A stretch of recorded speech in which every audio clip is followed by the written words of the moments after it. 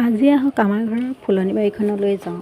এয়া দেখিছে নহয়, দেখিছে ইমান ধুনীয়াকৈ ফুল পুলিবোৰ লগাই থৈছে, দেখি ইমান ভাল লাগে নহয়নে। আৰু আজিকালি এটা চাবচোন, আজিকালি মানুহৰ টাবত বেছি ফুল নুফুলা ফুলগছবোৰহে দেখা পোৱা যায়। বাৰু শুই উঠি যেতিয়া আমি সেউজীয়া পাত থকা এই ফুলগছবিলাক দেখি আহোঁ, মনটো ইমান ভাল লাগে নহয়নে। বাৰু সেইবোৰ ৰোৱাৰ আগতীয়াকৈ টাবকেইটা দেখি মন কৰিছেনে? টাবকেইটা যে মিছত অৰ্ডাৰ দিয়া 200 টকা আচলতে নহয়েই, বৰ ধুনীয়া, কিন্তু অলপ সৰু আৰু ওলমাই থ'ব পাৰি। আমাৰ পিছত এতিয়ালৈকে ওলমোৱা নাই। দেখিছেনে এই ফুলজোপা যে ইমান ধুনীয়া লাগিছে। আৰু মই কৈছোঁ নহয়, অকল আজিকালি পাত লগা আৰু মানি প্লাণ্টটোতো চাগে হয় বহুতৰ ঘৰতে আছে, মানি প্লাণ্ট ভালেকেইজাত আছে। পিছে মই পিছৰ পৰা ক'ম বাৰু।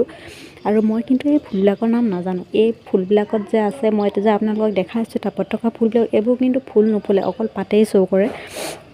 তথাপিও যেন দেখিবলৈ বৰ শুৱনি লাগে নহয়নে। ওচৰত পিঁয়াজ পাতৰ লিখিলা চিৰিলি ইমান ধুনীয়া লাগিছে। আৰু আচৰিত কি জানেনে, মানি প্লাণ্ট যে আমাৰ ঘৰত দুজাতো আছে, সেইটো বাদ দিয়ক, এই ফল গছজোপাৰ ফলবিধৰ মই নাম নাজানো, পিছে পুলি ৰুইছোঁহে। কি বুলি কয় জানো, বোলে মানে এতিয়া মই পাহৰি গৈছোঁ দেই, নামটো অলপ মনত পৰিছিলে, এতিয়া মই যিহেতুকে পাহৰি গ'লোঁ, আপোনালোকে কমেণ্ট কৰি ক'ব কি হয়।